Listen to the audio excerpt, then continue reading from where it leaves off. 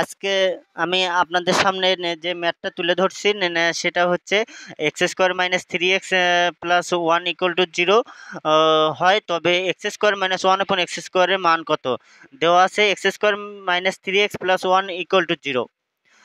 তাহলে আমাদের এই x square plus one equal to three x, এখানে আমাদের মাইনাস থ্রি এক্সটা যদি আমাদের রাইট সাইডে নিয়ে যাওয়া হয় তাহলে আমাদের রাইট সাইডে নিয়ে যাওয়ার পর সেটা প্লাস থ্রি এক্স হয়ে যাবে। এখন দুই পাশে আমাদের এই এক্স দ্বারা একটা ফর্মুলা নিয়ে আসার জন্য আমরা এক্স দ্বারা দুই পাশে ভাগ করব। তাহলে এক্স স্কোয়ার প্লাস না ওয়ান ভাগ এক্স এবং থ্রি এক্স ভাগ হচ্ছে এক্স।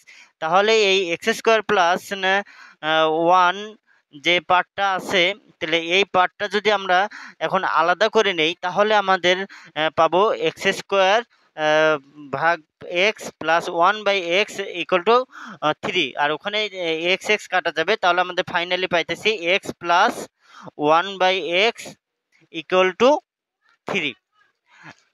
এখন আমাদের যে যে পার্টটা এখন আমাদের বের করতে হবে সেটা হচ্ছে এই x square x minus one upon x whole square equal to হচ্ছে x plus one by x whole square minus x four into x by one by x.